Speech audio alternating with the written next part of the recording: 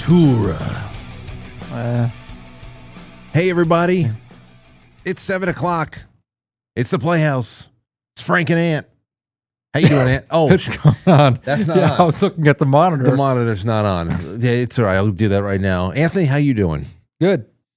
I just tried one of Anthony's oil removing pads. You say it like it's something I invented. You did. You did. I never knew about that before. Yeah, Frank was talking about how he was going to go to the bathroom to wash his face off, and I had mentioned, well, why don't you just use oil strips? And I don't think you knew what I meant when I said it, because you thought that I meant like wet oil strips or something. Something like that. But why don't you put some oil on your face? Yeah, why don't you just like put some oil on your face? It's supposed to That's what I'm going to do. Next time we do this, I'm going to put some olive oil all over me just to get nice and slickened up. Yeah, but I use these oil strips that they're basically like these blue strips. People in the chat room probably know. Some people at least. Everybody. Oh yes, I use them all the time. And it's just like, you know how like the oil spots appear on these blue strips. And I use them all the time. Anytime before I go on camera, I use them. Although sometimes, depending on the way that the camera is, the video footage is edited, it still can bring out oiliness. And when I use the oil strips before basically every single shot, when I was working with Danelle on those promo shots that I took a couple of months ago, still the way that Danelle edited those pictures, I can still see the oil. It's crazy. Well, we're just slimy guineas. Right, we're just these oily. Well, all right, good night, everybody. Thank you so much. Just olive oil skin. Oh man. Well, yeah. Yes, that's just what we're dealing with. Tonight's going to be a good show, though. We have a mutual friend coming on, and I interviewed him on my show back in January of 2024. And now we are, well over a year removed. His name is Toby Wright. Yes. Did you work with him? Did you know him? Like, how do we have him as a mutual friend again? We were going to be, we were supposed to work on something together. There was a project that we were potentially working on. He was also, at the time, he was working with an artist that I knew personally. So, it was like through other people, and, we connected that way. Well, he's got a lot of interesting things. When I found him, of course, we have to talk about the people he's worked with. I got a lot of questions. I'm sure you will too, especially since a couple of really notable people that he's worked with have since and recently passed away. And I want to just know what thoughts about that, maybe some stories or whatever. But Toby, aside from being a Grammy-winning producer and mixer and engineer, he got into sound healing technology. And I got all of his links in the description of this episode. The Talmans, I think it was called. That's the sound energy, the sleep aids, and all the other stuff. And that was a really great show because we were talking about just the power of the mind, the body, the electromagnetic universe that we kind of live in. And we can get into all that tonight. In fact, we might as well just pull him in. Yeah. Let us do it. So joining us right now, we're going to have a really great establishing shot. We have Toby. I know, it's wonderful. Toby Wright is a Grammy-winning producer, mixer, engineer, known for his work in the rock and metal genre, so we're going to have plenty of questions there. He's produced and mixed records for iconic bands such as Alice in Chains, Korn, Metallica. His career includes producing for artists like Slayer, Sevendust, Ozzy Osbourne. Man, oh man. Beyond that, like I said before, and this is where I got to really dive in with Toby in the past, he's gotten into developing sound healing technology aimed at improving mental health, sleep. It's great. Toby, welcome to the Playhouse. Hey, man. How are you? It's great to have you. What's going on, Toby? Long time no talk. Yeah, Anthony, how you doing, man? Doing good. Doing good. Good to see you again. Good to hang out. Absolutely. It's a good hang. Yeah, good hangs. That's it. Can you just describe the setting that you're in right now? Because this looks like a very traditional studio that we've been in studios like this in the past, but a lot of things have changed. Do you have older technology around you that you just are comfortable with? Is this new stuff that looks classic? I don't know. Oh, well, what it is, this is something I call the super truck. And what it is a 4K capable audio-visual experience. I have an audio station over here. I have, all this is video. I can show you that audio station real quick. Oh, And Oh wow. so we got this Pro is Tools, very new. We got a Yamaha LS9 digital console capable of 64 in and out. And let's see. Then you got me. Wow. How's it going? You know, This is a great setup. You know, I take back what I asked before. Obviously, this is all very new and very cutting edge. I don't know. It looks very classic. Maybe with the wood finish or something like. I don't know. But so you're in a truck right now. I am. I'm in a parking lot, and actually somebody's driveway. And I just set up a couple cameras and Wow, figured that's I'd awesome. come on the show. That's such a cool setup. I've never seen Right. anything like that before. Well, it's to record live concerts, you know, whatever that I can get my hands on to record. You know what I mean? So Yeah. You know what? Shannon got in touch with me and she said that we were going to be talking about Super Truck, and I looked into it, and of course your Super Truck link is in the description of the episode as well. And Thank you. I saw just a little bit of it, and I was hoping that you would explain it first and foremost. But here you are sitting in it, and it's really amazing. Well, that's the best way to explain it, right? Is to see it. And you know, it is amazing. I bought this truck last year, last August, I believe, out in California, in Oceanside, California, from a public service or a public television station. That this was their backup truck, and the reason they were selling it was because they couldn't get it. It's a diesel, so they couldn't get it registered in California without changing the emissions on it, and that would be worth, you know, cost more than the truck was worth. Yeah. So Wow. I picked it up at a steal. It had 10,000 miles on it when I got it, and it's got like 14,000 on it now. I've been driving it around. I drove it back from California, and you know, it was awesome. Had a good time. You're able to, like you said before, this is about recording and mixing, producing live events. What other stuff are you able to do and set up to do over there? And then we can ask you about broadcast capability, because obviously you're generating your own Wi-Fi and everything too. I am. So I have a huge router in the back of this thing that it reaches the internet all by itself. And you know, it's 4K broadcast capable, which, you know, when I have the speeds, which I do now, I don't have them when I'm inside the garage though. So I had to pull out and, you know, sit in the driveway, but that means I can do it pretty much from anywhere. Right. I have 4 6K Blackmagic cameras on board with a variety of lenses that can get me all kinds of crazy stuff. And you know, Yeah. What's the camera that you're looking into right now? Because everything looks just amazing. it's a Blackmagic 6K Yeah. with a what is that? A 21 millimeter IRIX lens, and it's probably about 6 or 7 feet from me.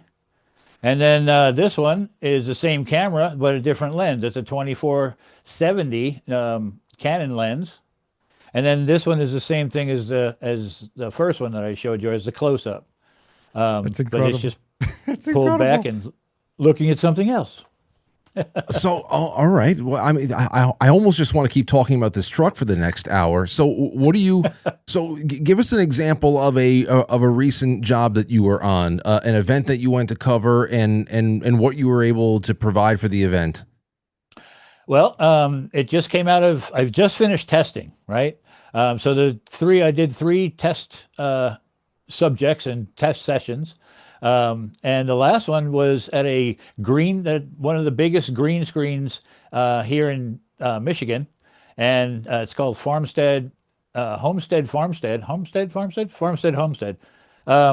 it's beautiful. They had a band in there. Went in, recorded everything, broadcast it as well, and it was perfect. Then we did the same thing from a little bit closer to town in another place, and that turned out awesome as well. So it just, and I can add 4 more cameras. I have 4. I'm wired this switcher's has an 8 input, 10 output. So I'm able to do quite a bit of, 4 more cameras. And I have in the past. It's awesome. So when you're on a job, are you the only one that's working, or do you bring on a small crew that everybody can? I don't know. Are you like the Phantom of the Opera back there, just doing everything all at once behind your organ, or what? I wish I could, but I can't. So I need somebody sitting here at the switcher. I'd usually be over there at the audio station, and then when we had the band in here and stuff, I had a little producer and engineer sitting over here, rather the director rather, and she was doing all the calling and switching and all that kind of stuff. And it was, that was an 8-camera shoot, which was perfect. It rung out perfectly, recorded all on Pro Tools. It all syncs together. And, wow. I like it. Yeah. That's just really great. That's just great. Are there any secret compartments in there? What's the best kept secret in, like, I don't know, or maybe a secret superpower capability of the thing? There has to be something. The whole thing is a marvel, but I feel like there are so many hidden features in this thing that we'd be surprised.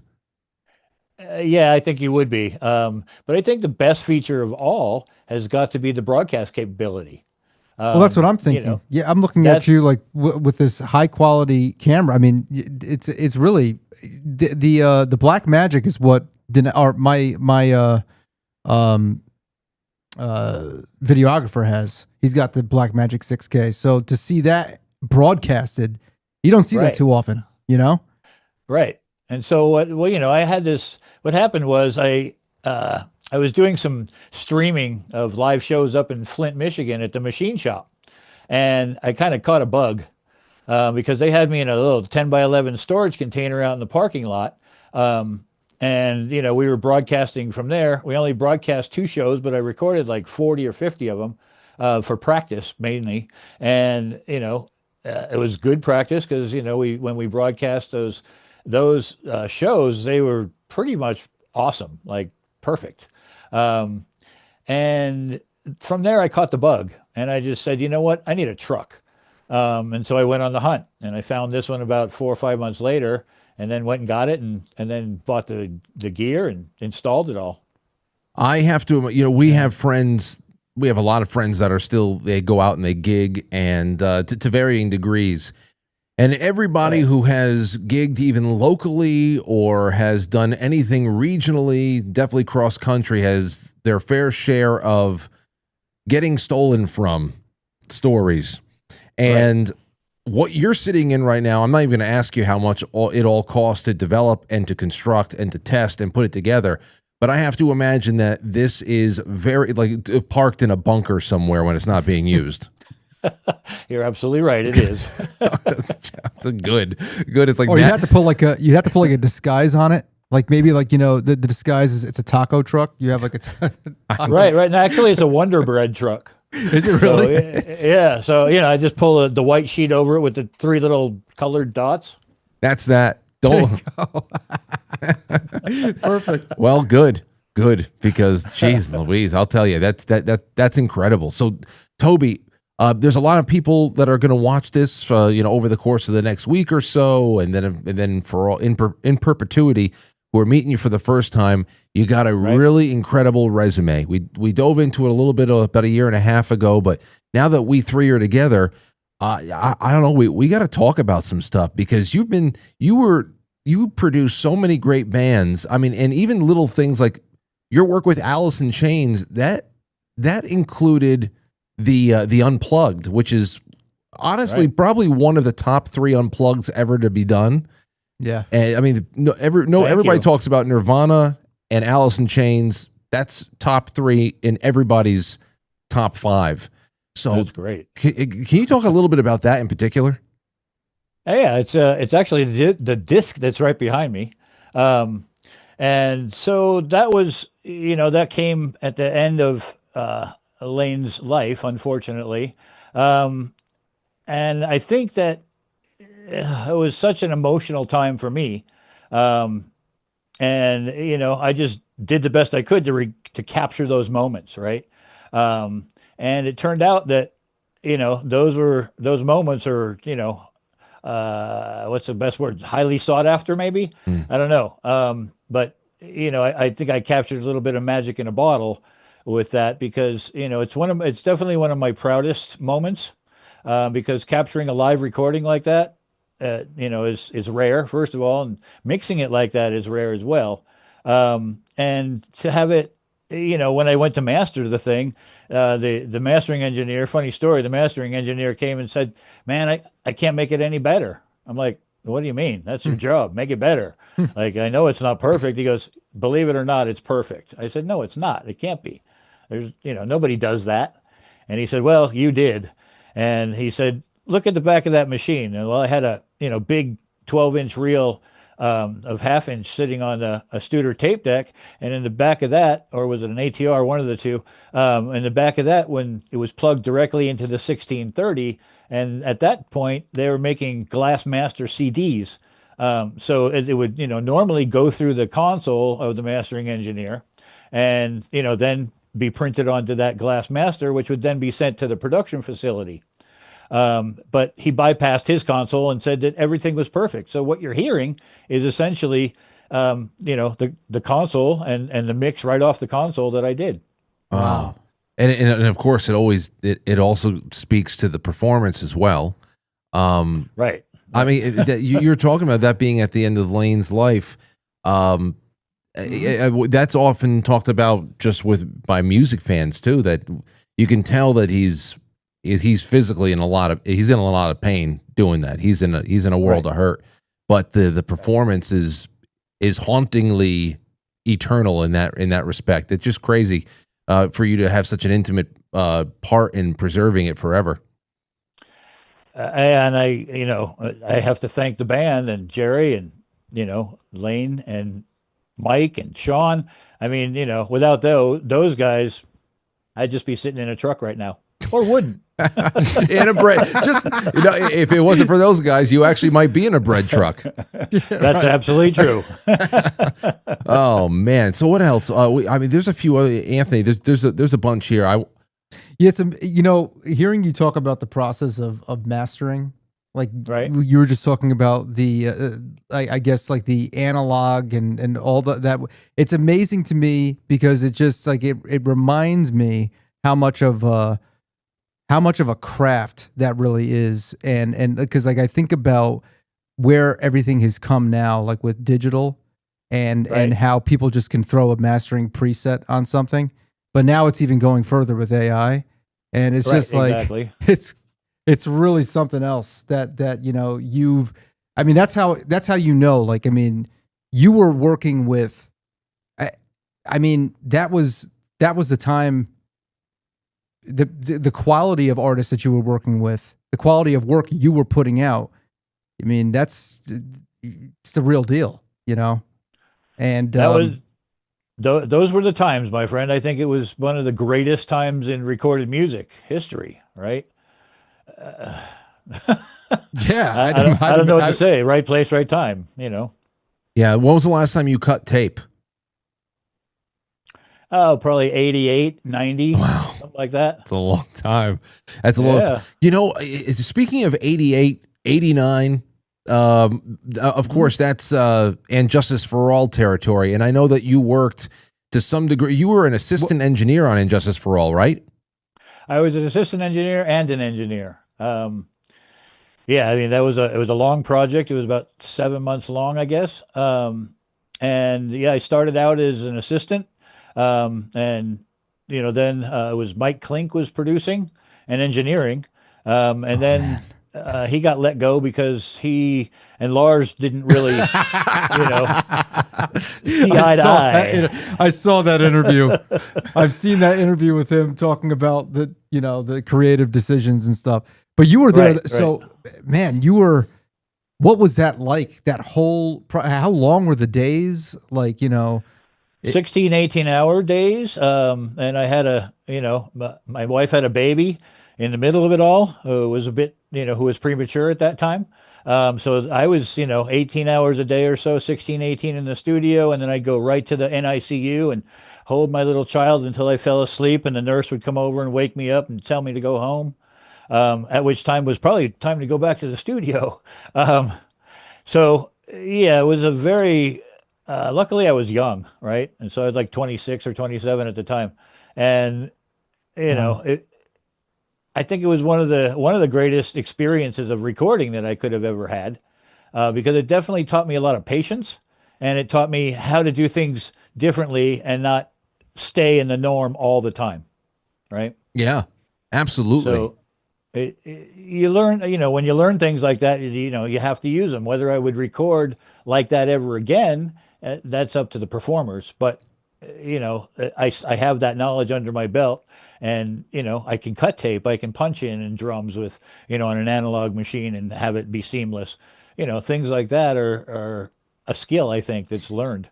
What? See, because I grew up watching one of my favorite documentary. I don't know if you call it documentary, but it was a year and a half of the life of Metallica, and they documented the Black Album, the whole process and stuff, and I loved it. That actually Right. got me. That made me want to record music. It really made me want to just go into like a bunker and record music at 3 o'clock in the morning with dim lighting, and it was just so cozy, like the whole thing. And Right. when I think about that, I'm like, everything before, like all of the classic Metallica albums that are considered, I mean, to a lot of people, some of the greatest metal records of all time, including, I mean, I've heard so many people say Injustice for All, the only thing that's stopping it from being the greatest metal record of all time is the mix. That's what a lot of people would say because of the bass. It's all about like Right. Right. not having the bass in there. So it's like this whole. It's just amazing to think of. It's like what I would love to just be a fly on the wall, or I wish that they would have documented that time too. But what was it like? What were they all like as people? Like how was the relationships with Jason, and because he was new, and Right. Right. Yeah, Toby, to piggyback onto that again, and I'm sure just from being on the internet, this particular album is, I mean, it's always it's everybody loves telling the story over and over again about why there's no bass, and Right. and all of the engineers Oh, yeah. who are fighting with Lars. And because of that, so many people out there have taken it upon themselves to re-release the album with bass inside of it. So somebody who's there to watch the war, what are your biggest memories from that battle to produce the album? Oh wow. Biggest battles. Oh, I don't know. Well, I especially mean, like Anthony said that the new bassist Jason Newsted coming in, and right. he really doesn't have any say. What about that angle? So Jason was, obviously he was new. And they were calling him Jason New Kid at the time, and harassing him and hazing him a little bit because that's what they do. They were just having fun. It wasn't anything real mean spirited. It was just having fun and building a camaraderie and things like that. They're very intense men. They really are. It's just at that time it was it was a labor of it was very intense in the studio, as you can probably imagine.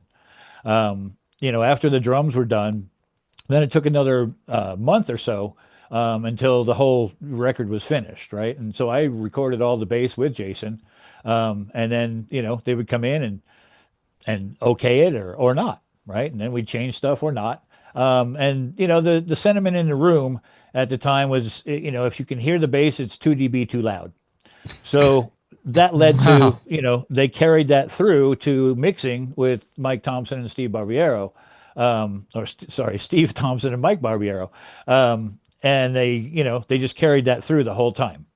And, Lars carried around a picture of a Polaroid picture, actually, of the EQ that we invented that kick drum sound with. And he wanted that on everything, right? Just to punch that home, make that the kick drum sound, for that record, and there you go. What do you mean? He wanted the EQ on every his kick drums or on everything? No, just on his kick drums. Oh, okay. Because he wanted to maintain what we had, made in the studio and make sure that he maintained that. Which he did. Let me tell you, regardless of what people would consider objectively good, or like, Right. talking about the bass and all that stuff, that is such an iconic mix for me. I love Justice, the Justice tones.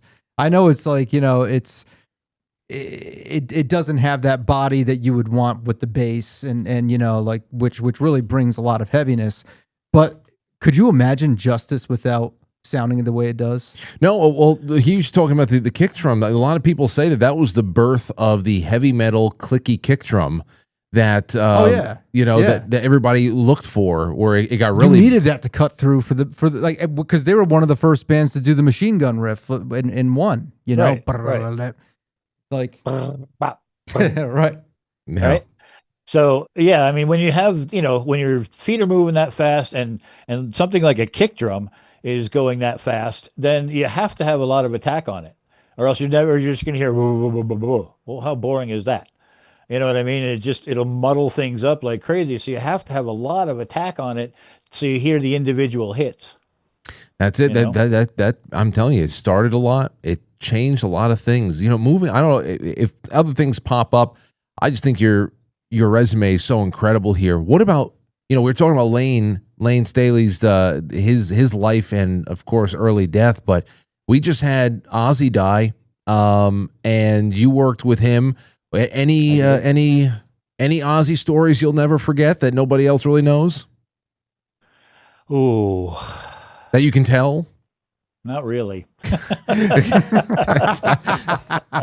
I will say that I love Ozzy. I miss him dearly. I think he's missed by the music community dearly. And one of a kind. I had a lot of fun working with Ozzy. And I think we made some great songs. And that's, I'll miss him forever. What was what was the favorite track that you worked on with him with? Oof. What was it called? The Darkness? It was bad memory. It's all right. I mean, you can only remember so much. Yeah, the titles escape me a lot of time, and then I'll listen to a song and go, "Oh, I know that song. What's the name of it again?" I'm the same way. Well, you were also. But what about this? Because there's been. What about Ace Frehley? Did you? I know you worked with Kiss, but was it when Ace was in the band? No. Okay. It was it was Gene, Paul, Bruce, Gene, Paul, and Bruce, and then Eric Singer. Okay, gotcha. So we get a lot of greats lately that we saying goodbye to. This year especially. But I know. Oh man, there's a lot there. But so just for people who don't know where you pivoted from there, when did you start getting into the developing of frequency for mental health and everything else? Where did you stumble upon those revelations that, hey, this sound can be used in a completely different way? And I want to dive into that a little bit. How did that all come about? So I was in a car wreck in 07 or 08 in Topanga Canyon in California. I lived up there at that time, and I had really bad nerve damage to the whole right side of my body. And, they gave me all the regular pills and all this kind of stuff. And that, I was numb. So all that stuff never helped. So then I just went to the internet and I found this thing called sound healing, which I had never heard of before. And I started, researching it. I had a studio in Woodland Hills, California at the time. And after, I think it was a couple months of research and gathering different frequencies that help with different ailments of your body that have been proven, mainly by Royal Rife and Company and some Tesla back in the day, before around 1920s or so, all this was going on. And, so I drew from all of that stuff that was on the internet. And I went to the studio and put together, I think the first one was like 24 or 36 different frequencies that I thought might help. And so I put them together and I put them all at 0 and hit play and went, ew, that's really horrible sounding. And so I decided, I was thinking, like, well, what do I do? How does this happen? Should I have more than one frequency? Should I have several frequencies? How does this work? And so I started with one, and that kind of got boring to my brain. And then I discovered that your brain really, really wants to have some, very complicated frequencies, or sorry, some, complicated frequencies to entertain it, so to speak. All right, because your brain, it always wants to keep you safe at all times, and it syncs to your environment at all times, right? And so given that, I went on this quest, and when I made that first one, it was pretty interesting. I put it on CD, and I thought it sounded kind of cool after I went and had a cigarette and whatever, and I came back and I actually mixed it. I thought to myself, why don't I just mix this and see what happens? And so I thought, oh, well, it needs more bottom, so bring up the bottom end. Oh, it needs this, it needs that. And so I had, all these frequencies going at the same time. A lot of binaural beats frequencies are in there. Yeah. And so then I took that home and I put it on, a little CD player, ghetto blaster type thing next to my bed. And, just kind of laid there and listened to it. I thought maybe that, it'd be a good thing if I meditated with it or something to help, maybe it would help this, the nerve damage get healed. And so after about, I don't know, a month or so, I started feeling stuff in my arm, then down my leg. And I was like, whoa, well, this might be really working. So I kept pursuing it. And then I discovered that, I kept digging in and researching and researching. And, the more I learned, the more it became obvious to me that if I use these binaural beats in such a way that I could control my sleep and my REM sleep, which is where you heal. The average adult who gets 8 hours of sleep a night will get about 20 minutes of REM, which is the only way your body really heals. And so when that happened, I decided, okay, well, if I can hold myself down in REM, that means I can, in theory, you can heal faster, right? Because you'll stay in REM longer. And I did that. And I'm not sure if it was faster or not because I have no, benchmark for it. But I am healed. I can feel everything now, right? And, the only weird thing is a thing on my foot, and that's about it. So did you, I don't know. Wow. that's the crazy, you bring up Royal Rife and Tesla, and going even farther back than them, it's something that's come up in conversation a lot in shows I've done in the past about the bells of Europe, the old church bells of Europe, and what, Right. why were some world conflicts and other things really, part of the thing, the reason to transform the world physically through destruction and rebuilding is to get away from a lot of these structures like bells that were really used to not only let everybody know when mass had begun or had ended or what time it was in the town square to call people's attention, but that there was a health regulating power to it all. And that, Absolutely. bells are used all over the place. The tuning forks, they're huge. Right. What have you found with actual guides of frequency? Because people say they get into the minutia on this and they say, well, if I have this kind of an issue, if I have a blood-borne issue, if I have a cartilage issue, if I have some other disorder, that there is a frequency to match that and to heal that. There's not just one sound that gets it all. So how do you fine tune that and find the match for what you're looking to assist in its recovery? I guess the best way to answer that question is, with all the research I've done, there's plenty of lists out there of frequencies that are corresponding to different parts of the body and different ailments. There's some out there that have, just all the ailments listed and then a frequency that can help with those or several frequencies.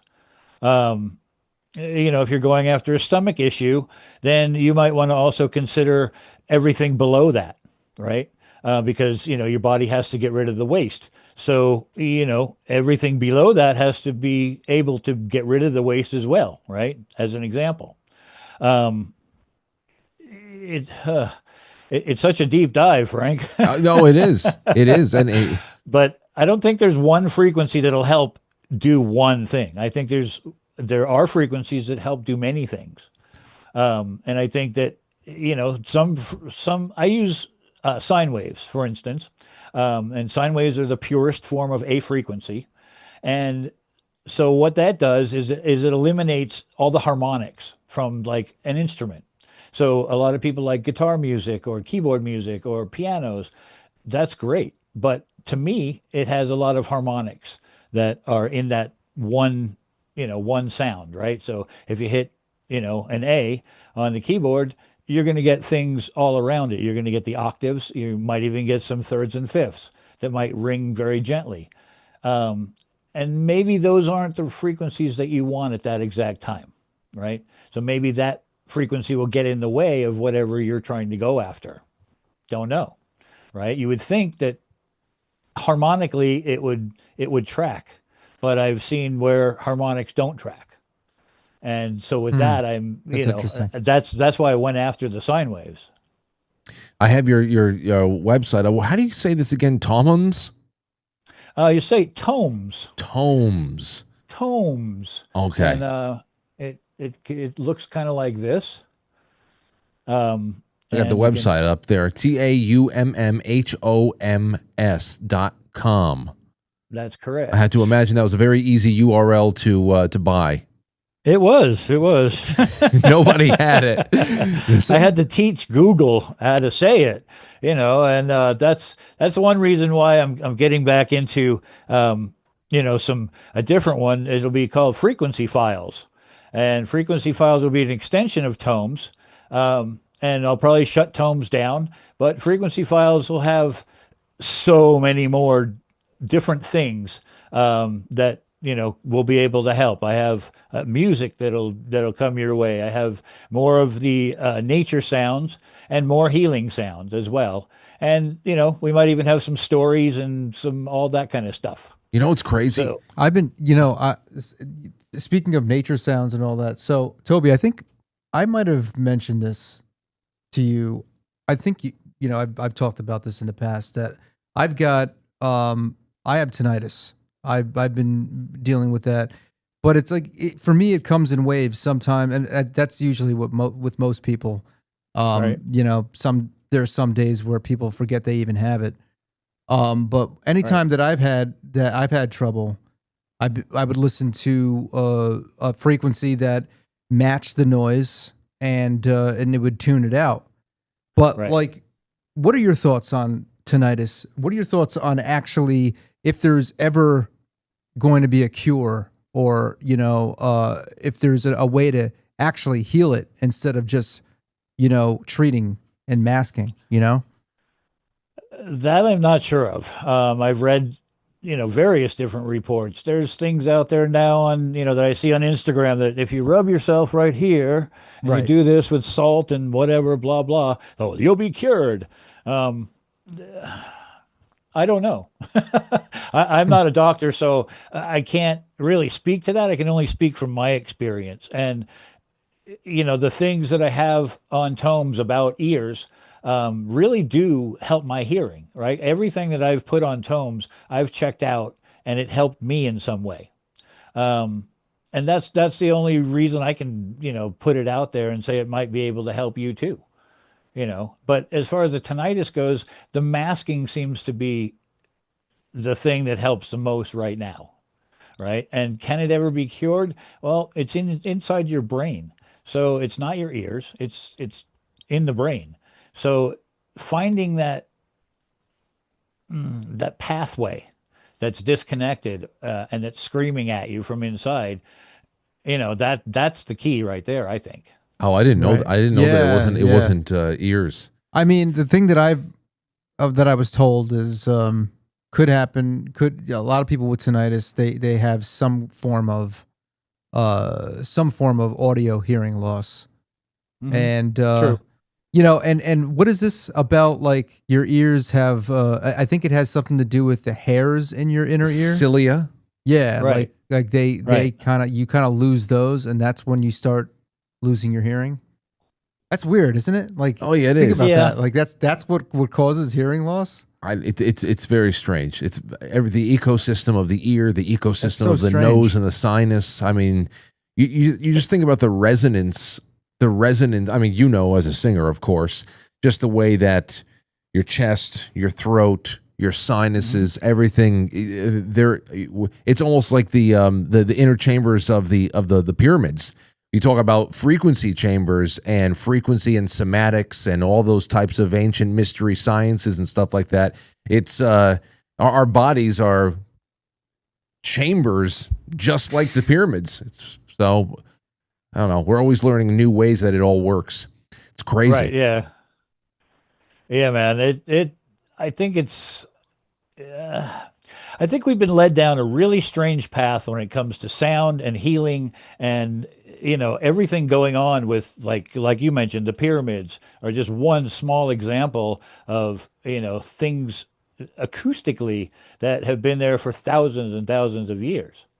And oh, I get all hot and bothered thinking about it. I know. Well, the monks. I mean, you think about like Mongolian throat singing and all of Right. that ancient, just ancient chanting and stuff like that. I mean, that's got to be tuned to something. Like that. They have Well, to be hitting on something with that. I think, like for you, Anthony, like with your singing, it's all a chest resonance, right? And throat and head. Right. And I think with them, it's the same thing. They channel those frequencies that they need to hear and need to emit to, for the healing of, maybe they're doing a chant for, an older woman or something. And she, I think it's very cathartic is the word I'm looking for, Mm-hmm. Yeah. you know? I don't know, Toby, if I ever told you this, and I don't know, Anthony, if I told you this either, but when I first interviewed Toby back in 2024, so a few people were asking about, hey, I want to hear the tomes. I want to get in on this, and I hooked up my friend Tracy with Right. Toby's products, and because she has a hard time sleep. I thought this was so interesting. She's one of those. We have friends, Toby, who when they go to sleep, I've said this on my show before, they have involuntary out of body experiences. Like George, Okay. George, he Do gets I? shot. He gets shot out of his body nearly every night. That's why he smokes a joint before he goes to bed, just so that it like keeps him grounded.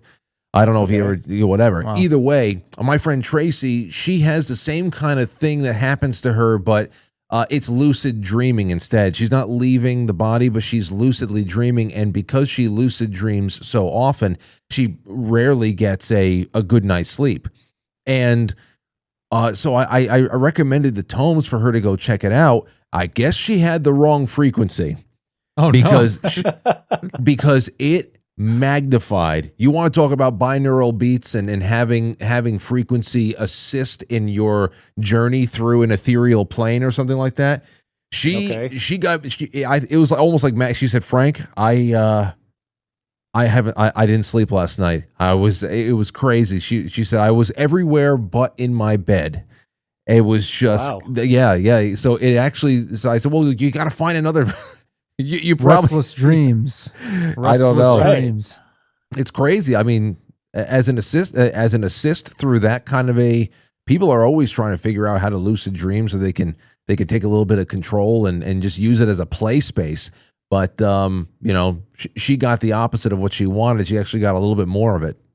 Right. Right. Yeah. Astral play. You need to be really trained is a good word to go there. You know what I mean? Because if not, you're going to get hurt. Yeah. That's the easiest way to put it. Yeah. In some way. So yeah, unless you're really trained there, I wouldn't suggest it. But if it just takes her there, that's an interesting thing. You know. It is. It is. I mean, there's a lot of the lucid dreaming frequency guides, the bells. Yeah, that's that is so. What else? So what else is going on with you these days, Toby? I mean, we opened up with the truck, which that's just nuts. Is that for anybody? Like, let's say Yes. somebody puts together a local show or whatever. Is this really within somebody's an average person's budget to be able to get something produced? Absolutely. I'm trying to make it affordable for all. Within limitations, of course. Um, I need to pay for crew and blah blah blah. But at the same time, I'm trying to make it so that a band can just come in. We can set up somewhere and we can broadcast, right? And it's content galore, basically.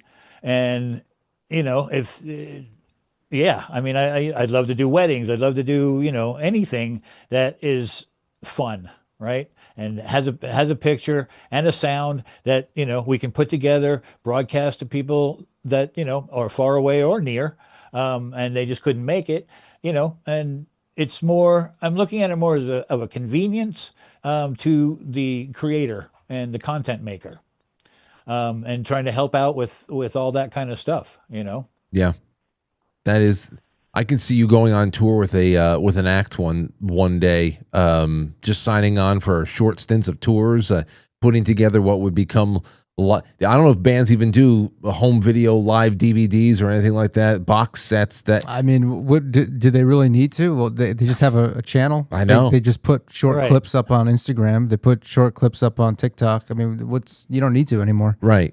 That's why I would say it'd probably be best for Toby to be called in for a, hey, we got a festival going on and we want to do this up right. Would you be able to even from that truck send a feed to like say a satellite, so there's some kind of a television uplink or whatever? You would be able to feed this to other broadcast syndicators.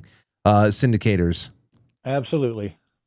It's set up so that I can sit right beside an ABC or a CBS at a big huge sporting event, and be able to feed them certain things that they want. If Wow. I'm let's just say the wild one, the Super Bowl. Go in and play into the locker room and interview players. Well, somebody might not be able to get in there, but if I can get in there and they can take that feed from this truck, good to go. You know what I mean? It's pretty easy once you get the cameras rolling to have the feeds, go to different spots. Well, the other thing is that if you have, if you're live streaming a band, Mhm. and you're recording that too, I mean, with that quality stuff, then you can cut that up in any which way you want. I mean, like Right. in post clips and all that stuff. I mean, there's just so much value to that. So what I was thinking about the last time, or recently, was, finding a band that's, out on tour, and maybe they come to the last 4 or 5 shows, and they want to record those because they're hot right now, right? And something for the end of the tour, so I can come in and record those last 4 or 5 shows. We can pick the best of those shows or the best songs from any of those shows, and then they can make a live album. They can make the content for days, all kinds of stuff. And I think that some people are shy about recording like more than that because they're afraid that if they stream that people won't leave their houses and come to the show. And I can see that happening in some cases, but not really all cases. And people are wondering in the chat room. Shane in the chat room just wondered: is this a long haul truck? He assumes that it is. Long haul, what does that mean? Like I have a sleeper in it and stuff? I guess so. I don't think it's an 18-wheeler. It doesn't look like it's that big. No, it's not an 18-wheeler. It's a 18-foot box truck, and it's a 2005 Ford, if you must know. 2000. Okay, well there you have it. But Ford. it's only got 13,000 miles on it. Oh, you mentioned that. I mean, you can't go wrong with that. I know that we talked a little bit about your broadcast. We have there's another frequency question, so let me get to that real quick. Okay. Rosie on the Pilled chat says, I want to know which frequency, I guess on the Tom's website, which one is the one to listen to for anxiety or any kind of relief in that respect? Let's see. Probably, if I remember correctly, a tune is a good one, but I can pull that up right here, and I can. Let's see.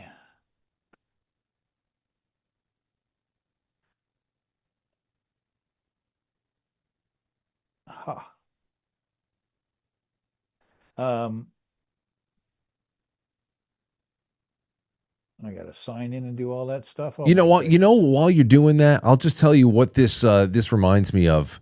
It almost Okay. reminds me of the secret back room in Ace Ventura, where Yeah. the guy is tracking all of the whales, all of the whaling fleets and all that stuff, and he's just kind of like got his own little. Oh, do you mean what's the password? New England clam chowder. Yeah, the red or the white? I know. That's what I feel. I feel like you need a password to get into this truck, and Toby's got literally everything anybody could ever need in this truck. It's incredible. Pretty much. It's yeah. I mean, I look around and it was a dream at one point, and now it's here. You know what I mean? It's like it came true, and I don't know what to say after that. This is a dream. This is a dream you had, like at a time when it was not possible for the rig to exist technologically, and now the times caught up with your vision, or what? What was it? Well, I was, like I said earlier, I got the bug about a year and a half ago or so, streaming up at the machine shop, right? And so, after that, it was like, okay, look for a truck, look what, see what's on. And once I found one, I was like, oh God, dude, just do it. I went out to Cali, I checked it out. I was like, this is the truck. It's perfect. It was all what they call rack ready. So all I had to do was install gear and wire it up, and everything Well, worked perfectly. my question is, how come they couldn't have a truck that took diesel? Because of the California emissions. Oh. They changed the emissions laws, and so this diesel doesn't pass California emissions laws, and so they couldn't re-register it. All right. And So it wasn't just yeah. because they thought it was a pain in the ass. No. It was just Oh no, my gain, their loss. there you Yeah. go. So that's how you have it. Well, I have a couple more. Well, obviously there's that anxiety frequency question. I don't know if you found the answer for it yet. I have, and the answer to that question is one of the first ones, which is called a flux, and it's under the sounds of healing. I could probably do this. Can you see that? The sounds of healing. I do. And then this first one right here is called a flux, and it deals with when I wrote all these, it deals with nerve pain, right? And it deals with frequencies that are aligned with love and joy and all that kind of good stuff.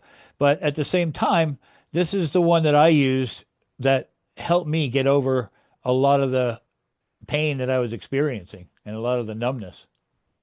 And a brew bark in the chat room says, "Hey, can you please ask Toby if he's aware of Dan Winter's work, the golden ratio, pi or Yes. phi times multiple the Planck times the Schumann resonance? So resonance. So you do know about this?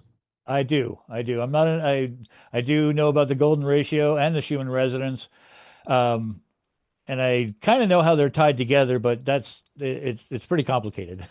It's crazy that we're talking again because I always say whether it's no matter what the hell's going on over here, whether it's my show or the ones we're doing together, Anthony and I co-hosting, seems like there is an invisible hand that kind of writes everything together.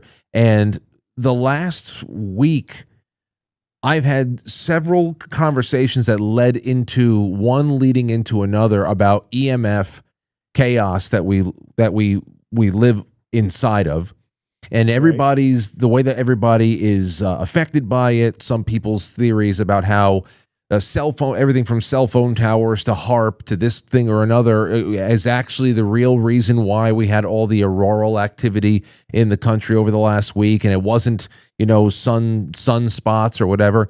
And what really all just came around to was this common theme that we are in so many ways living inside of this radio frequency chaos that goes so far beyond what is naturally occurring. You think about things like the Schumann resonance and whatever's getting us cosmically, but there's so much more layered on top of it. I have to imagine, are any of your frequencies designed to nullify a space to give people, almost like maybe like a room where they can help neutralize all of the Wi-Fi's and all the cell towers, things that are just piling on top of each other. Have you ever had something like that brought to your desk? I have. And there's not really that much you can do about it except for blocking those EMF frequencies, with fabric and things like that. You'd have to have a frequency jammer, basically, which are highly illegal. So, you'd have to have one of these to protect yourself, right? But you can do it with shungite. You can do it with, the fabrics that they make, kind of like a copper. I saw somebody had a copper jacket the other day.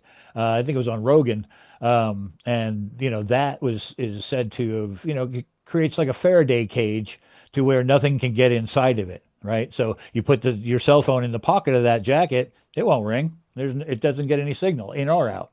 Wow. And so these are some of the things that you can protect yourself with.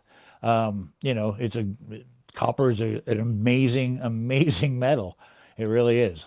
Yeah, I try to drink out of as much copper cups as possible these days. I've been getting schooled on things like electroculture for about 2.5 years now. So I have not gotten any of the vests though. I don't have any copper underwear yet. I don't have anything like that. I have made it a point to stay away from the polyester though. I heard that is like the worst thing that you can have on your skin, let alone your testicles. Exactly. So cotton is probably the best thing, and the frequency, clothes actually have a frequency, and the polyesters and all the man-made stuff has a frequency of absolutely 0. Which isn't a good thing to lay against your body at all ever. Do we just do it because it's there? Yeah. Here's my gloves, put them on. Okay. But, if we had better, wool, for instance, is an amazing product that, when it's natural, it'll keep you warm forever, and I have this thin little hat that I wear on this bald head that, it keeps me warm even in the 30-degree nights of Michigan. Yeah, there's quite a few people who are contributing that linen is also very good as well. That's what people are putting in the chat room. I know we already talked about your recording history, though we only scratched the surface. But somebody, I believe Dan, wanted to know what is your favorite recording of all time that you were a part of? The favorite session, whether it's a combination of the crew that you were with, the band you were with, the music you were producing. What's the one that stands out the farthest above all? Wow, Dan. Whew. I don't know. Kiss was a lot of fun. That's for sure. Alice in Chains, though, I think was probably the most creative that we ever got, or that I was a part of being. Jar of Flies was made in 10 days from no songs to a record. And I thought that was, that's one of those things that. Wait. No song. You're saying in 10 days they wrote a record, and in 10 days a record was written. Okay. So, so Jerry called me from, they were just on the 94 Lollapalooza tour. So he calls me from Australia and says, "Hey man, you want to, be a part of making an EP with us?" I said, "Absolutely." He goes, "Okay, meet us in Seattle." Okay, cool. So I flew up there, we're all sitting around the studio, came that day, and, it's like, oh, all right, well, what are we going to do? Well, how about some of those songs, Jerry? Oh, funny thing about the songs, I don't have any. Hey, Mike, hand me that guitar. And so he gets an acoustic guitar in his lap and he plays what turned out to be the chorus of No Excuses. And he goes, "What do you think of that?" I said, "Well, that's a good start." So we went out and they jammed for 10 days. And Jerry said, he asked me, he said, "Do you mind if, we jam for the next 10 days? And if something happens, something happens. If it doesn't, we had a good time. How about that?" I said, "Excellent. Let's do that." And that's what we did. Absolutely. 10 days. And these are incredible stories. Wow. That's fantastic. They didn't have any songs. And so he just made them all up as we went along. So it really just took them 10 days. Then that was like, so after 10 days, what did they just like, they just presented them to you? They said, here are the songs. Oh no, they were already done recording. We're done. I mean, I went in the studio day one, we set everything up, did everything that you would normally do. And then we just, had a little powwow. We started with No Excuses and, worked on that for a little while because, Jerry had that riff going. And that was, I think, one of the first songs we did. And then, as we kept going, I think that was another 16-hour a day type of environment. So was No Excuses, was the way that they wrote, would the music come first and then they would just figure out the lyrics after? Well, in that whole case, we did some tracks downstairs in the studio, and Lane was upstairs. It was at London Bridge Studios in Seattle. And Lane was upstairs, and he had his, little machines, and we'd make him tapes, and he'd take them up there, and listen to what we were doing down there, and then write lyrics, and he'd come downstairs, and say, "What do you guys think about this?" And we'd play it back, and I don't think one of us ever said, "Nah, that's not good." It was always so fucking good. So he'd go back upstairs and finish it up, and then he'd come downstairs and go, "Okay, I'm ready to do my vocals now." So, boom. Well, and then you're on. So not only was that the most memorable experience that comes to mind first and foremost, but it has to be the easiest experience too. I mean, how can you, you talk about a flow state to be able to do all of that from soup to nuts in 10 days. That had to have been the smoothest, time out there. I don't know about smooth. It was definitely, like I said, 16, 18 hours a day. So, I had a hotel. I only think I saw it like 3 or 4 times, because we would just go and go and go, and just, "Oh, you want to sing some more? Here, let's go." I know it's only 5:30 in the morning, and that's okay. I'll go get some coffee in a few minutes. It's only rock and roll, but we love it.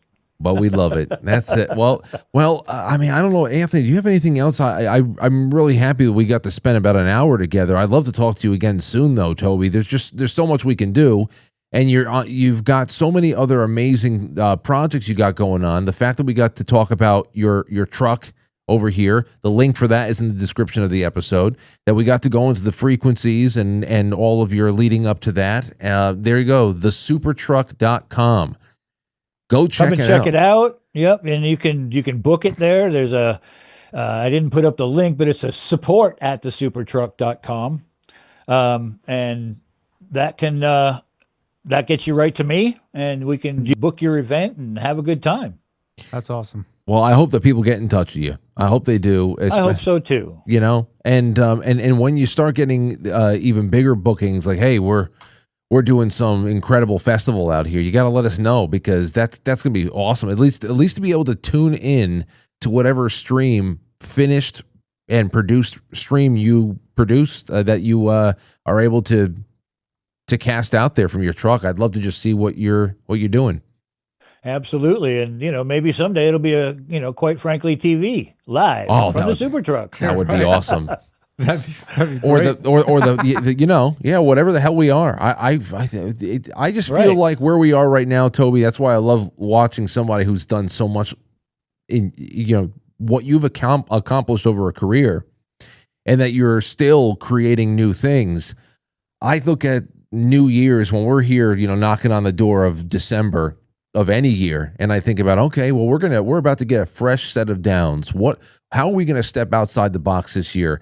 That's what I keep thinking. Like, that's why, me and Anthony over here, we started a show. Every other Friday we co-host a show now, and I said let's just do something different, see what the hell happens. That'd be awesome, just to, if we all found a way to get on the road for a special project one day or another, and cross paths with people like you in the flesh. Absolutely, dude. Anything's possible.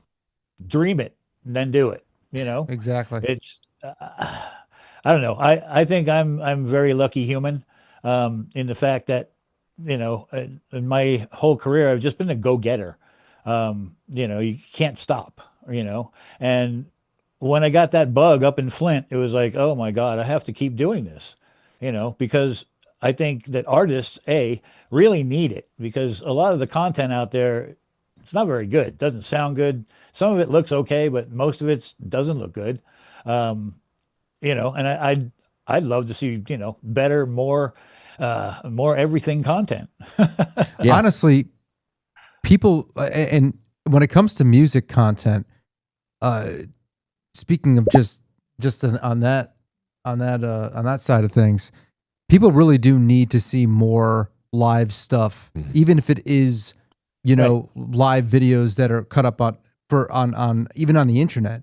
Like live stuff, like people need to be out live and seeing stuff, but there should also be live stuff as content, because we've seen and I'm a great example of that.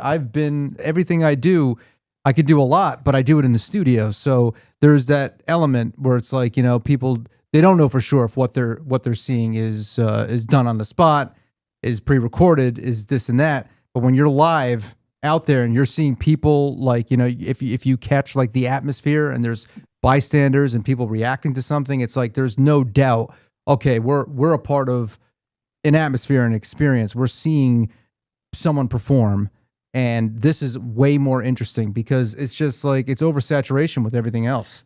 So I think that's a really good thing in that respect.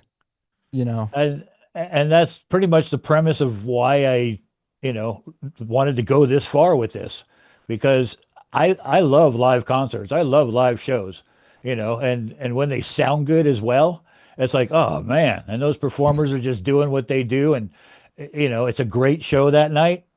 You can't beat that, and, records are records, and they, you can overdub and overdub and overdub till you get it perfect. But that live show is once, right? You hear it and it goes by if you're live. And, to record something like that, it's just, like it is like the Alice in Chains Unplugged, or even, Jar of Flies, right? Just the recordings, the Alice Live, the Unplugged is an amazing recording because it was just captured as a performance, right? And that's what it turned out to be.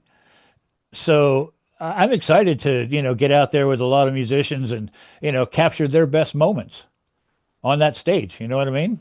Yeah. Yeah. Anthony and I were talking about AI, all of the AI. I'm sure that you have plenty of flowery things to say about AI tools and music and AI music generation and all that. I'm sure you have a lot of great things to say. But one of the things that we were talking about when we were just trying to go beyond the baseline opinions about whether or not we think it doesn't sound good or not and whatever. And the principle of the thing is that, and I brought up live, not only live recorded stuff in studio, but also live concert recordings. Said, when you hear a Frank Sinatra album that it was recorded in the 1960s, you can hear the room.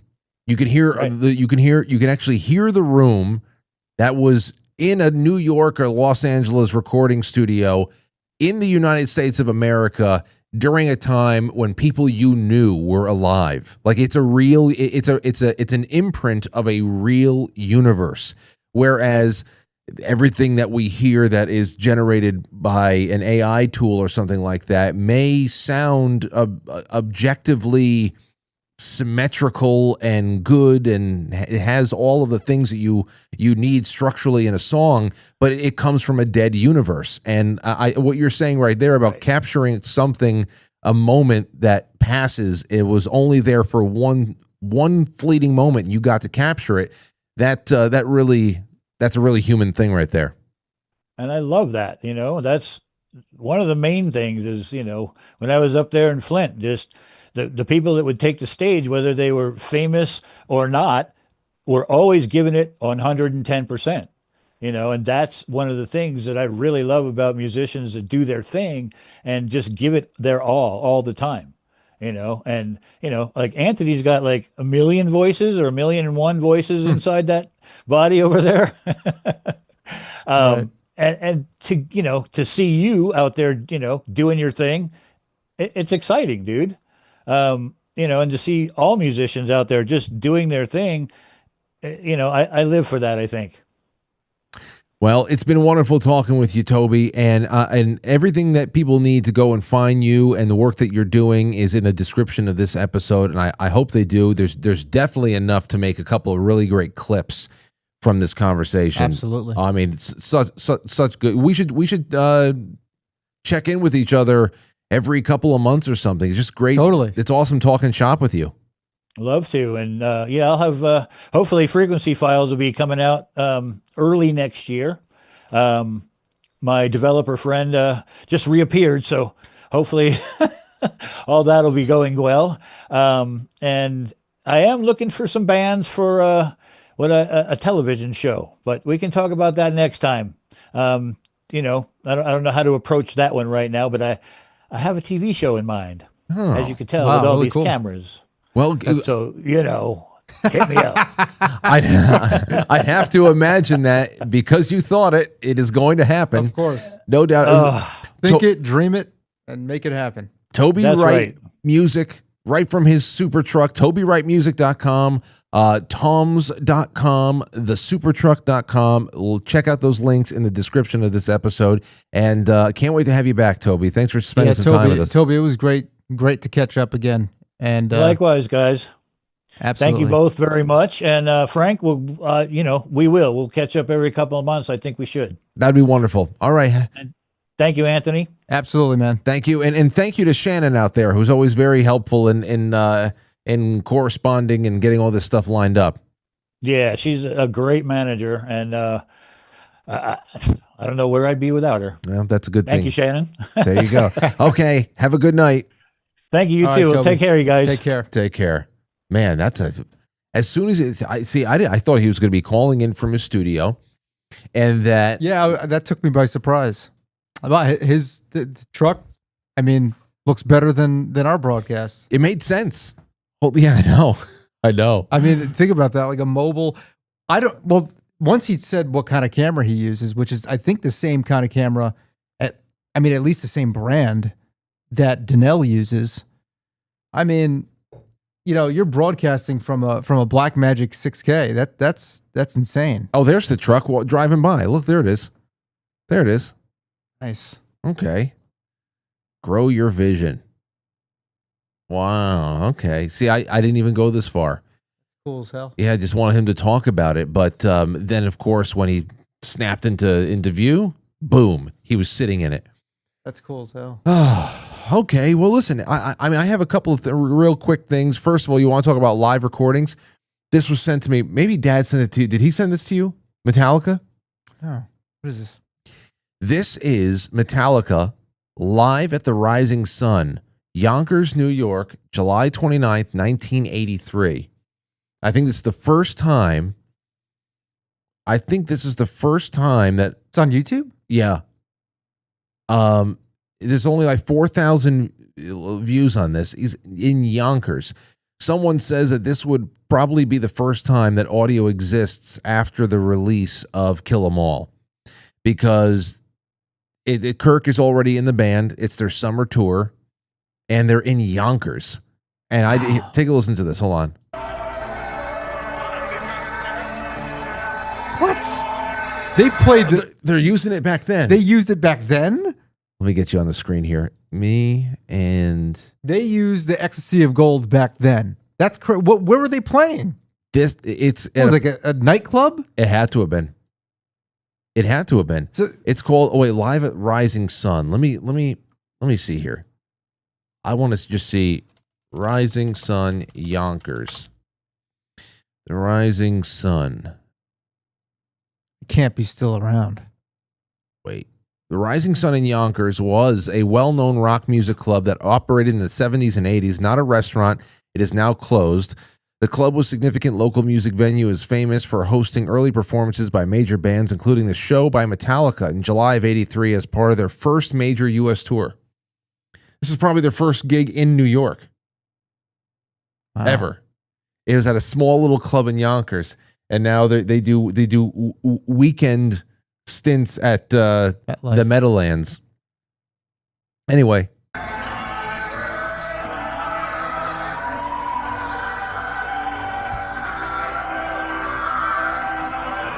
really, we're going to take the ecstasy of gold and we're going to stick to it as being our intro. I know. And then they go, here's hit the lights they open up with.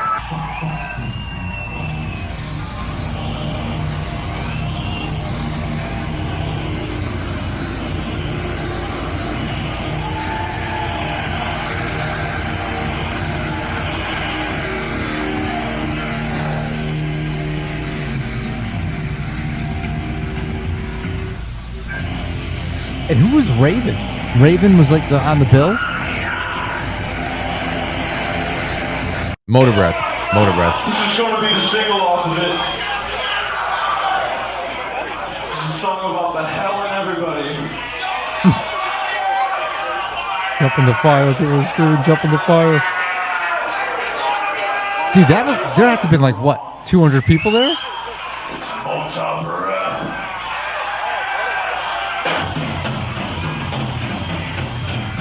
Listen to all that testosterone in the crowd.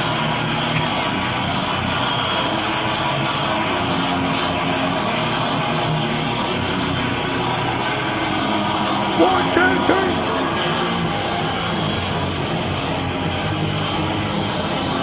I just want to hear the vocals.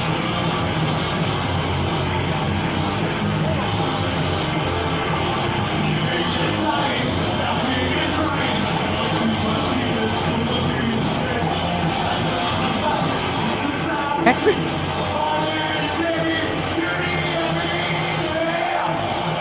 hold on.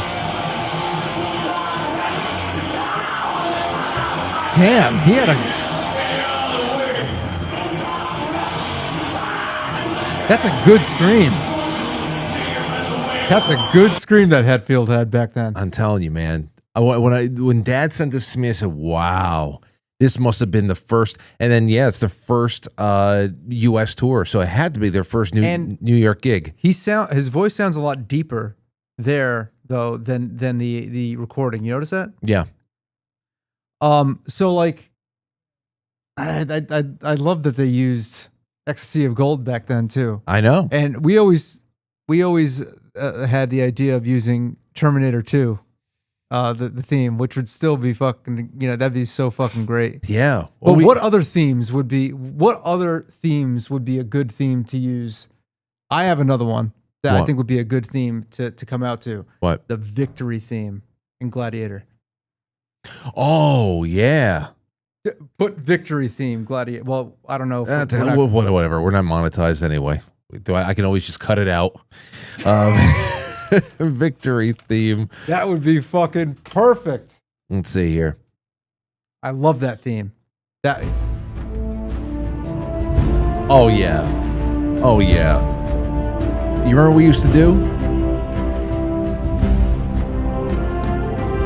Oh, it's so glorious.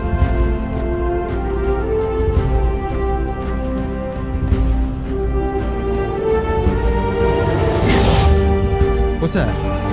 What? Oh yeah, Stadium Crowd. Well, it actually sounds like the movie now. X of us, X of us. For those of you who don't know what's going on right now, Anthony and I, we used to get into the zone we had this idea we wanted to use when our metal band went out there and just really started playing huge shows, which we got to talk about that for a second. Because I know Tim and Kyle were on here the last time. It sounds like they want to come back on the show like in December or something, but we thought that it would be awesome to have the Terminator 2 theme. And we'll get back to Gladiator in a second. But what we said was we're going to go out to the Terminator 2. Hold on. Terminator 2 theme. And we used to get in the mode and we would get our minds straight away, like seeing the crowd, getting ready. We're behind stage. Right. We're ready to come out and do our thing. And the way that we prepared for that was we play the theme and we also inserted crowd noise. Yeah. Okay, so it would be this. Hold on. Hold on. And we would pretend we were getting ready. It was some real law of attraction shit. It works though, man. It gets you so fucking.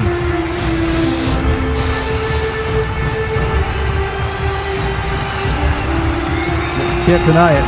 You can't deny that thing, like that. How that would just get anyone amped up. That's fucking awesome.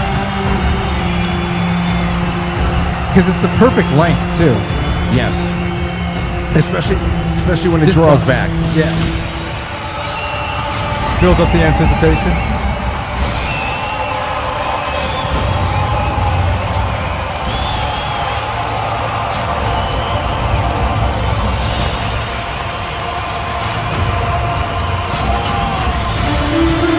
Oh, fucking A, man. I can't. It feels too good. I know. It is amazing. That feels... come on, chat room.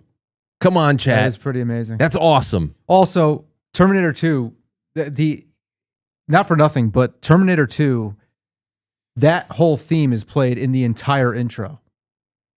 And that is one of the greatest intros, most beautiful visually, is as much as it's complete destruction, fire and nuclear destruction.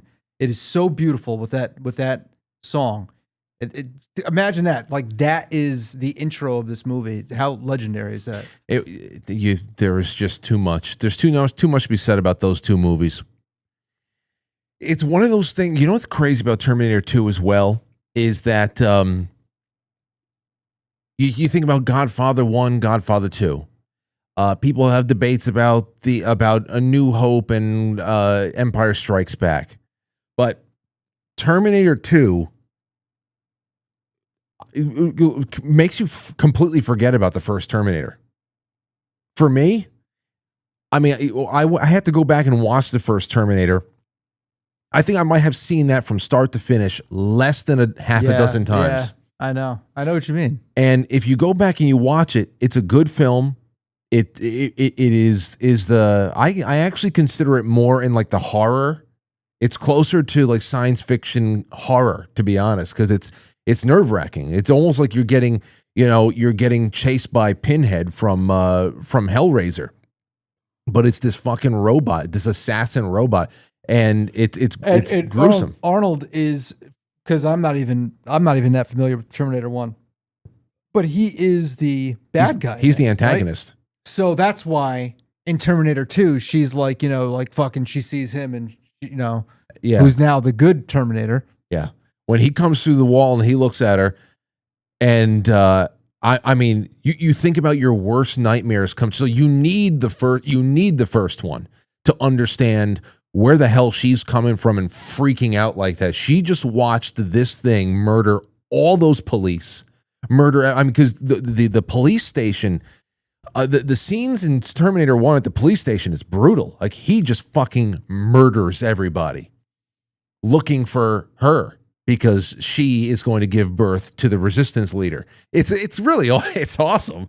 It's great. But Terminator 2 just completely, once you get to root for the machine, forget about it. And not to mention that Terminator 2 had state-of-the-art, revolutionary graphics. Because I don't think anybody up to that point, it wasn't very common, and that was in the 80s. right? Was it the 80s? Terminator 2? No, Terminator 2 was 90, 91. Okay, so it was all right. So we're just going into the 90s.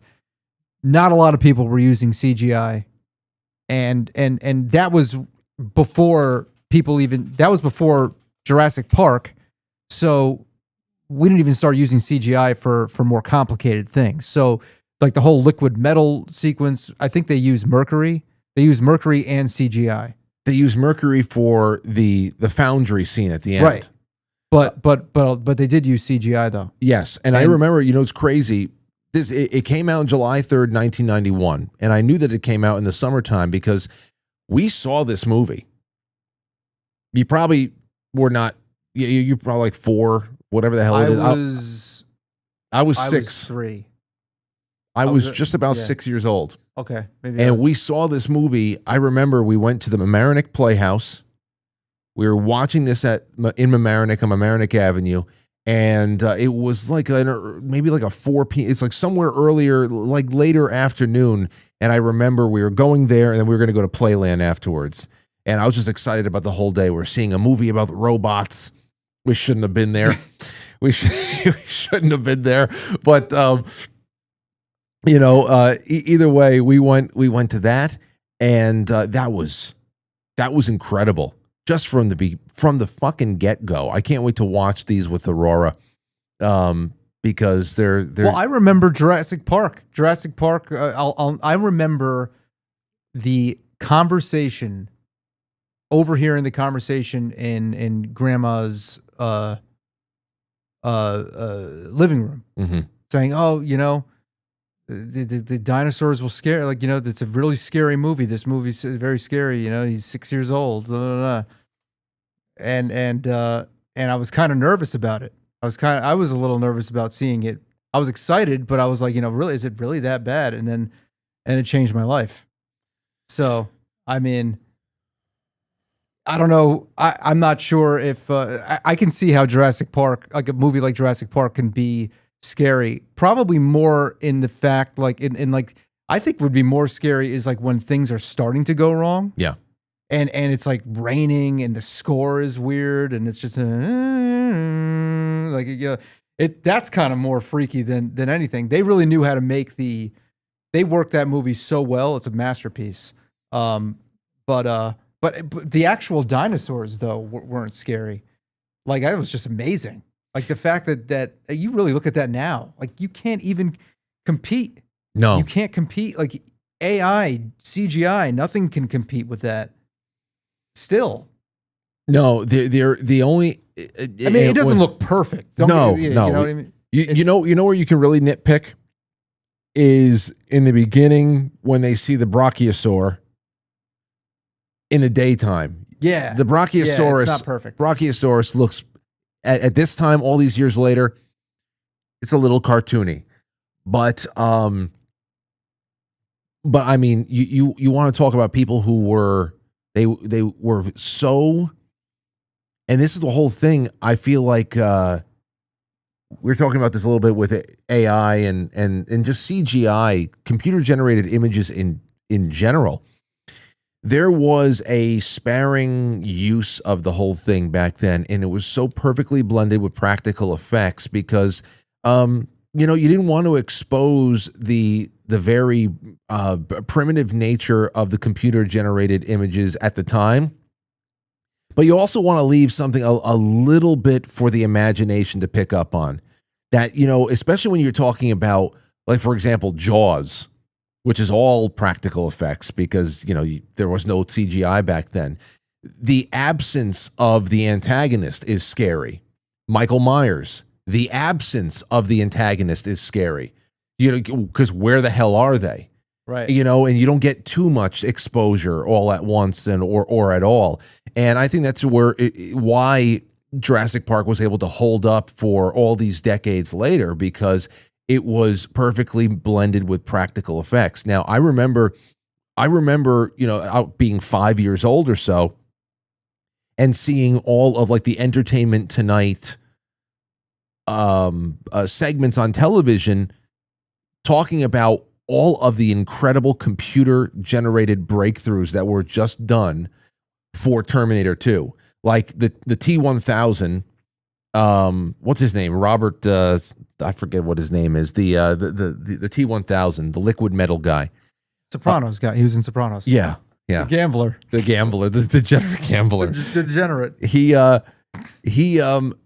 I remember that being like, you have to, like, them showing how incredible this was to be able to slip through the jail cell bars and still have the gun get caught because the gun was not part of him. You know, it was actually real.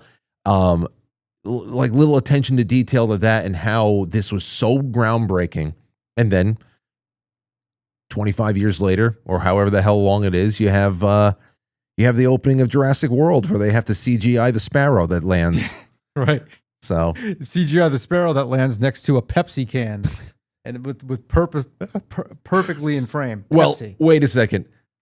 Terminator 3 had horrible product placement. You want to talk about Terminator? You remember that? Oh yeah. Well, Terminator 3 was ridiculous anyway. Like that was probably the most ridiculous one, because that was that was years later. That was the first movie back, right? And then before they went on the they went crazy with all those movies. Right. Robert Patrick, yeah. Thank you, Shane. What was the product placement?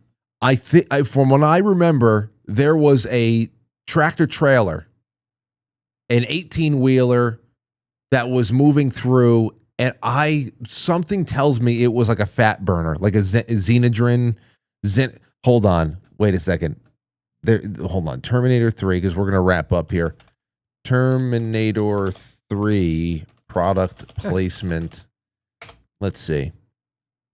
All movie product placement. Dell computers, Nokia phones, and AM/PM 7-Eleven store chain. No, there's more.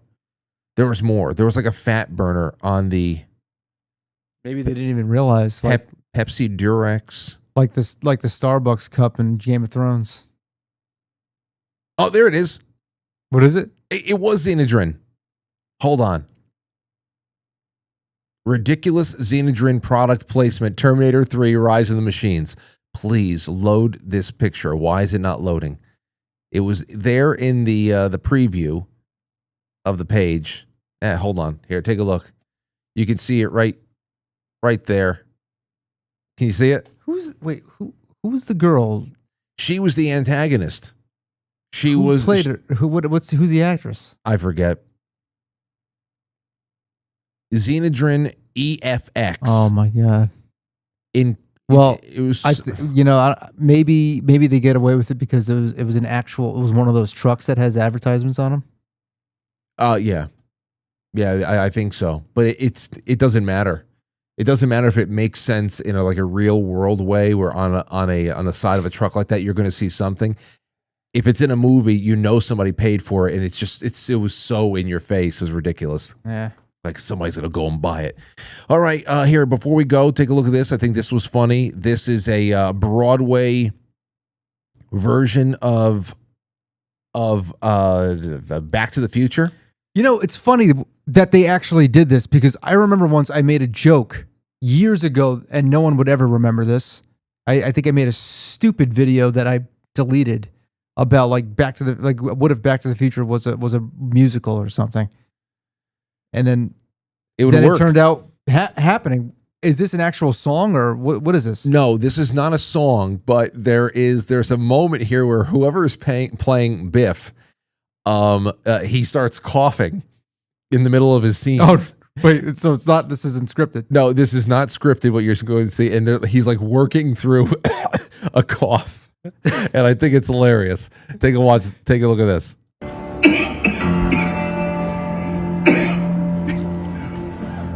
What are you looking at, butthead? Say hi to your mom for me. He's trying to make it work. I know what you're gonna say, son, and you're right. You're right. Oh my god! I love what that. What kind of? How is it? Like, does anyone know how this musical is? Or I don't know, but I'm down to watch it. It can't be worse than A Bronx Tale. I know. I mean, I had a good time going out with us as a family, but to make gangsters do pirouettes is ridiculous. Yeah, it was. I remember the biker coming up, and his mic was really, really distorted. He sounded like Chewbacca. He just walked up to them and was like, I don't know. You know what? I would go to any play. I would go to any play as long as I knew something was going to go wrong that night. As long as I knew for sure something unexpected was going to go wrong. Nothing deadly, but just like something. Then I would be going to plays every weekend. Because especially if it was a play like this, where it's like, you know that really, even if it's good, you're not going to have a play like Back to the Future goes on Broadway is going to be like some kind of like, oh, you got to see Back to the Future on Broadway. Like, it's not going to be like become like a legendary status, like say Jekyll and Hyde or something like that. Right. No, yeah, absolutely. So if something goes wrong on that play, that's even funnier because doesn't have a big reputation. It never really will. And here's the last little thing I wanted to throw in. I think this was funny. You know, everybody gets scammed, and here is one of the worst scams that would probably still work on somebody, at least some people we know. Here is a scam. Somebody got a direct message by none other than the real Michael Jackson, 1111, and Michael Jackson says, "Hey, it's Michael Jackson. I'm messaging you from a private account. I'm not really dead. Can you cash app me $600 so I can come back to the U.S. and put out more music?" Who the hell? I just want to. I really want to see footage of the person typing that in. Like, I want to see where they are, who it is. God bless them. And what's.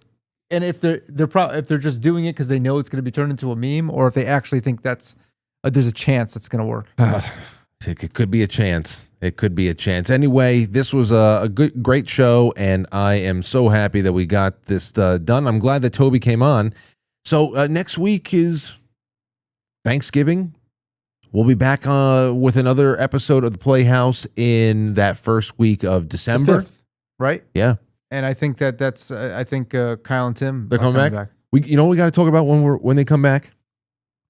A theory I have, after now that we've been listening to I've been listening to so much of the Rotten Pain stuff that we did back in high school and college, because I didn't have everything to listen to on demand, and now I have everything. I'm listening to it all, and I'm starting to realize that with time and somebody producing us, getting tighter with the amount that we played, practiced, wrote, gigged. With time, we probably would have done some really interesting things. And I think that it was the best thing in the world that we didn't go any farther with the band. You think about everything we're doing right now. Oh, yeah. It's probably the best thing in the world, because I really think with the unrefined raw material there, we got to talk about that, what everybody thinks, especially since Tim has been out there and has played at that level, what he thinks if we went through the gauntlet a little bit more and refined ourselves, where we could have gone, and whether that would have been a good thing. You know, if I were to look at it from more of an objective point of view now, I would have said, look, let go of all the technical stuff, dial it back, way back, and go more in the direction of tear it down. That's what I would have said. Like, maybe, not like simple, stupid. You could do some stuff, but dude, just fucking make some bangers. Dude, make some like new metal-ish type bangers. Just fucking put some energy into it. And, and also have some kind of substance to the lyrics other than I want to rip your fucking head off and shit down your neck. We're going to talk about this in December. A great point. And I think the greatest point there I started thinking about was like that one riff in Your Dying Day. Yeah. Riffs like that get repurposed and we'd be like exactly, like, groove, simplicity, and just really, really catchy, high energy shit. Yeah. That and that's usually the stuff that breaks through anyway, you know? Well, we'll be doing a lot of breaking through over the next couple of weeks. Enjoy your Thanksgiving, guys. I will see you all tomorrow night at 9:00 for a Saturday night lounge. Anthony, if anything clears up for you, you have nothing going on, you're bored, you can swing by. I might pack a hookah. I don't know. But other than that, enjoy your weekend, and thanks for tuning in to episode 4 of the Playhouse. Yes. Good. Have a good weekend. Good. Get out. Get out. Now get out of here. Now get the fuck out.